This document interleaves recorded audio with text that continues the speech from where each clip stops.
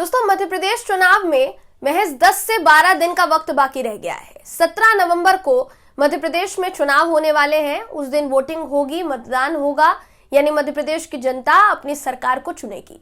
चुनाव से पहले भारतीय जनता पार्टी और कांग्रेस के बीच चुनावी मुकाबले से लेकर बयानी मुकाबला तक सब कुछ चल रहा है। इसी बयानी मुकाबले में ज्योतिरादित्य सिंधिया बार बार कूद जाते हैं। इस बार भी कूदे और खुद को कांग्रेस के लिए इन्होंने अपने आप को काला कौवा बता दिया दोस्तों। मगर यहां ऐसा लग रहा है कि कांग्रेस के लिए हो ना हो, सिंधिया साहब बीजेपी के लिए काला कौवा जरूर बन गए हैं। दरअसल सिंधिया जी के गढ़ में कांग्रेस की लहर की ऐसी चर्चा है दोस्तों कि कमल के मुरझाने की पूरी संभावना जताई जा रही है। अब ये साहब, इनको किस मुद्दे पर मुंह की खानी पड़ी है? आखिर ओपिनियन पोल में ग्वालियर चंबल में बीजेपी की हालत कितनी खराब नजर आ रही है दोस्तों, इस खबर में हम आपको बताएंगे। नमस्कार, मेरा नाम है जयंती झा और आप देख रहे हैं देश नीति।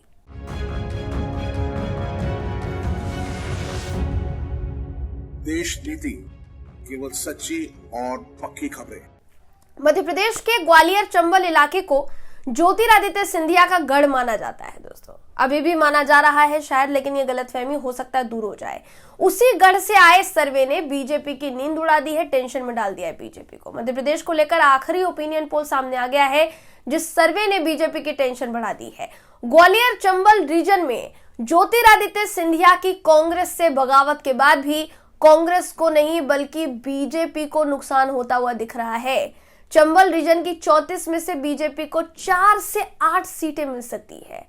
कांग्रेस की बात की जाए तो 26 से 30 सीट आने की उम्मीद है। अन्य को 0 से 2 सीटें मिल सकती है। सरकार विरोधी लहर के बीच दोस्तों सत्ताधारी दल को बड़ा झटका लग सकता है, ये कहा जा सकता है। प्रदेश की 230 सीटें हैं।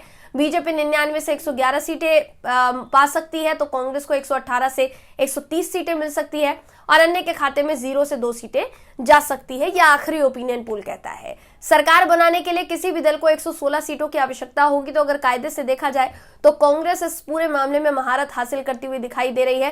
कांग्रेस की सरकार बनने की पूरी उम्मीद जताई जा रही है। अब सोचिए कि ज्योतिरादित्य सिंधिया इससे पहले कांग्रेस पर निशाना साधते हुए कह चुके हैं कि मैं कांग्रेस के लिए काला कौवा हूं। ज्योतिरादित्य सिंधिया ने क्या कहा था आपको बता देते हैं।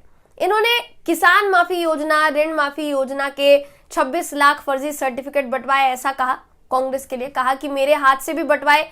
पुरानी कहावत है कि झूठ बोले कौवा काटे, मैं कांग्रेस के लिए काला कौवा हूं। ये यहां पर सीधे तौर पर कह रहे हैं कि मेरे हाथ से फर्जी सर्टिफिकेट बंटवाए गए। जिस वक्त आपने सर्टिफिकेट बांटे, क्या आपको उस बात की पुष्टि नहीं करनी चाहिए थी कि वो फर्जी सर्टिफिकेट है या फिर वो पुख्ता सर्टिफिकेट है? उस वक्त तो आप सरकार में थे बाकायदा। लेकिन कुछ समय बाद होता यह है कि सरकार से अपने कुछ समर्थकों के साथ साथ खुद चले जाते हैं, भारतीय जनता पार्टी में शामिल हो जाते हैं।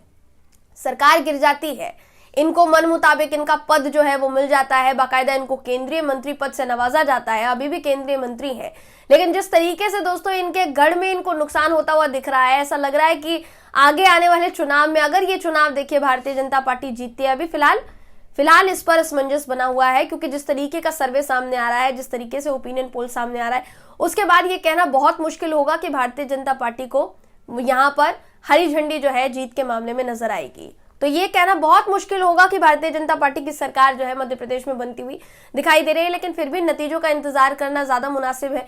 नतीजों का इंतजार करते हैं, क्या नतीजे सामने आते हैं, देखने वाली बात होगी दोस्तों। लेकिन अगर ये जो सर्वे है, ये जो ओपिनियन पोल है, ये हकीकत में तब्दील होता है, तो इससे आने वाले समय में ज्योतिरादित्य सिंधिया जी के लिए बहुत मुश्किलें खड़ी होंगी। और फिर ज्योतिरादित्य सिंधिया बीजेपी के लिए कौवा बने या ना बने, लेकिन बीजेपी ज्योतिरादित्य सिंधिया के लिए कौवा जरूर बन जाएगी दोस्तों। अब कई लोगों ने तो ऐसा भी कहा कि काला कौवा जो है उसको अपशगुन माना जाता है, काले कौवे को अपशगुन माना जाता है। तो ये जो अपशगुन है, ये कहीं भारतीय जनता पार्टी के साथ तो नहीं होने जा रहा है, या फिर ज्योतिरादित्य सिंधिया के साथ होने जा रहा है? ये बड़ा सवाल है दोस्तों जो इस वक्त खड़ा हो रहा है। देखिए, मध्य प्रदेश का जो चुनाव है, जैसा मैंने शुरुआत में कहा, बहुत कम समय बाकी है। बहुत इधर उधर की बातें हुई, बहुत बयानबाजियां हुई, भारतीय जनता पार्टी के कई दिग्गज नेताओं ने जीत के दावे ठोके हुए हैं, जिनमें बहुत बड़े बड़े नेताओं का नाम शामिल है। ज्योतिरादित्य सिंधिया खुद ये कह चुके हैं कोई एंटी इनकम्बेंसी नहीं है राज्य में, पूरे पूर्ण बहुमत के साथ भारतीय जनता पार्टी की सरकार बन रही है। ऐसे में किस किस के दावे किस किस को उलट पड़ने वाले हैं, किस किस को मुंह की खानी पड़ेगी दोस्तों, ये कुछ समय में पता चल जाएगा। इसलिए इंतजार कर लेते हैं और देखते हैं कि मध्य प्रदेश का जो चुनावी मुकाबला है ये कितना दिलचस्प होने वाला है। फिलहाल इस खबर में बस इतना ही। आप इस खबर पर क्या सोचते हैं, आपकी क्या राय है, कमेंट करके जरूर बताइएगा। वीडियो अगर आपको पसंद आया हो तो वीडियो को लाइक कीजिए, शेयर कीजिए, चैनल को सब्सक्राइब करना बिल्कुल भी ना भूलें। फिर मुलाकात होगी आपसे अगली वीडियो में, तब तक के लिए नमस्कार।